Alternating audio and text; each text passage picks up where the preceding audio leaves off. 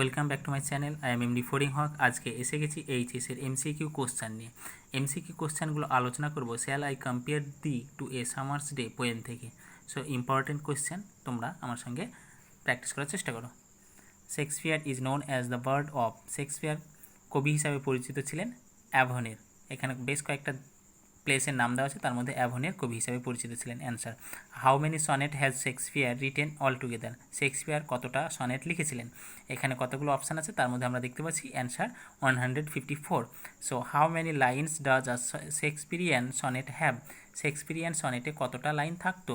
11, 14, 18, 12। অ্যান্সারে আমরা পাবো 14। কতটা লাইন থাকতো? 14। আচ্ছা, next question, shall I compare thee to a summer's day is the sonnet number. এটা কত নম্বর সনেট ছিলেন? কবিতাটা ছিল 18। কত? 18 অ্যান্সার হয়ে গেল। What form of sonnet is this. সনেটটা কোথা থেকে নেওয়া হয়েছিল? শেক্সপিরিয়ান সনেট থেকে নেওয়া হয়েছিল। Next, shall I compare thee to a summer's day is. এটা কী ধরনের poem? A sonnet. Answer a sonnet.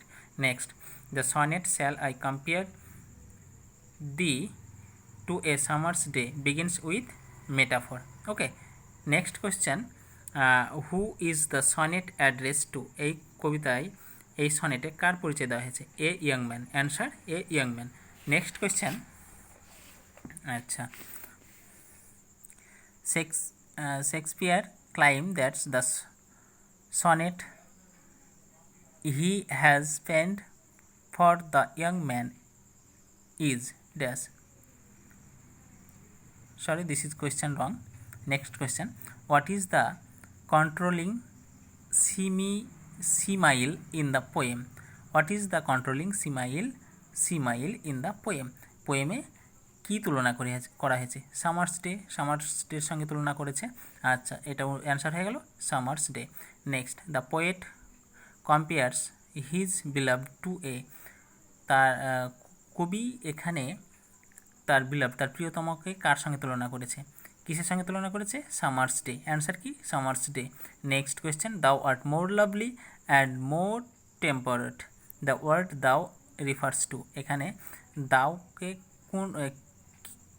দাও বলতে কি বোঝানো হয়েছে? এখানে বোঝা হয়েছে দ্য পোয়েটস ফ্রেন্ডকে, অর্থাৎ কবির বন্ধুকে। Next question, Shakespeare young friend is more lovely and temperate than the কিসের থেকে? Birds of May, eye of heaven, summer's day. অর্থাৎ অ্যান্সার হবে summer's day. Okay, next question, the word temperate means moderate. কি? Moderate. Next question, the fair youth's beauty surface the beauty of. এখানে option আছে summer's, nature, winter, autumn. তাহলে এখানে কি হবে? Answer summer. Okay, next question, the winds that blow in summer's in the Shakespeare's sonnet 18 are. সেই বাতাসটা কেমন ছিল? রাফ। D number answer. কোনটা হবে? D number. আচ্ছা, next question, birds of May are. May মাসের বার্ডস কেমন ছিল? ডার্লিং ছিল। কেমন? D number answer, darling. এখানে অনেকগুলো অপশান আছে, তার মধ্যে অ্যান্সার হলো darling. Next question, rough winds is summer's day destroy. সামারের যে বাতাস, সে বাতাসে কী ধ্বংস করে?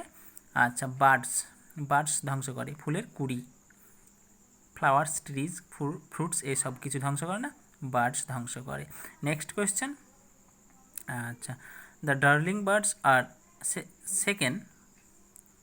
Second by rough winds in. Darling বার্ডসটা ঝরিয়ে দেয় কে? কোন মাসে? March, April, May, June. আমরা জানি কোথায়? মে মাসে। সো সি নাম্বারটা অ্যান্সার হয়ে গেল। Next question, the poet states that summer is not eternal. অ্যান্সারটা হবে এখানে ইজ নট এটার্নাল। আসলে কবি সামারকে কি বলেছিলেন? এটা চিরস্থায়ী বলেছিলেন না অন্য কিছু? সো এটা চিরস্থায়ী বলেনি, ইজ নট এটার্নাল, অর্থাৎ সামার চিরস্থায়ী থাকবে না। সো এটা অ্যান্সার হয়ে গেল is not eternal. Next, sometime too what the eye of heaven shines the refers to here is to. কোনটা অ্যান্সার হবে? The sun. কী হবে?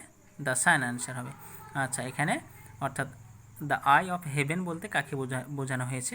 দ্য সানকে বোঝানো হয়েছে।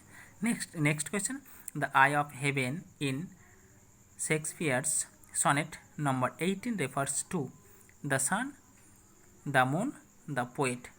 অ্যান্সার হবে দ্য সান। আচ্ছা, his gold complexion dimmed, here his refers to the sun. আসলে এখানে হিজ বলতে এটা আমরা দেখতে পাচ্ছি যে ম্যাসকুলাইন জেন্ডার আছে, অর্থাৎ সানকেও জেন্ডার হিসেবে ম্যাসকুলাইন ধরা হয়। সো দ্য সানকে এখানে তুলনা করা হয়েছে। নেক্সট, what kind of complexion does the sun have?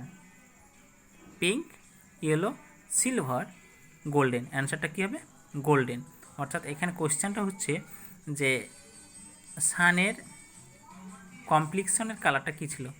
Golden, আমরা কবিতায় পড়েছি। Next, the poet states that fair is subject to change. Answer. So আরও কিছু কোশ্চেন আমি আলোচনা করে দিচ্ছি। But the eternal summer shall not fade, the word opposite in meaning to eternal is universal, momentary, temporal and decayed. অ্যান্সারটা হবে কি? Temporal. Okay, next question, whose eternal summer shall not fade? Shakespeare's, the fair youth's, the black lady's, queen Elizabeth's. এখানে answer হবে the fair ইয়থস। ওকে, অর্থাৎ লেখকের বন্ধুর চেহারার colour বা বিবর্ণ হবে না, সেটাই বলেছেন। Death has no control over the young person, the poet, the poetry, beauty. অ্যান্সারটা হবে the young person.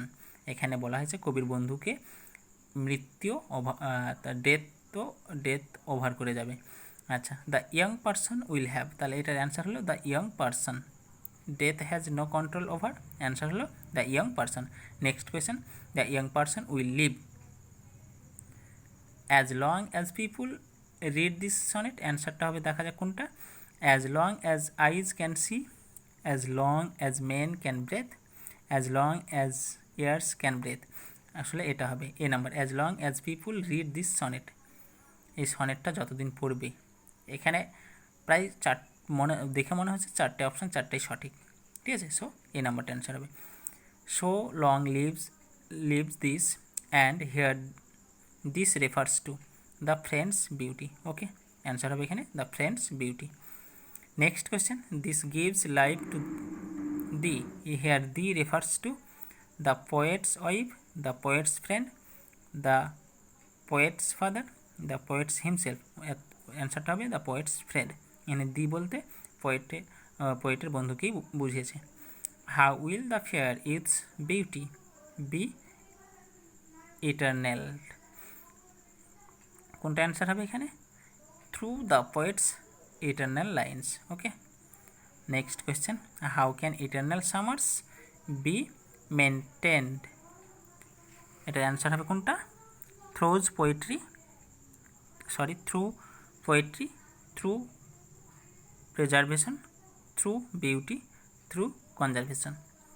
How can eternal summers be maintain? কীভাবে ইটার্নাল সামার মেনটেন করবে? Through poetry, through preservation, through beauty, through conservation.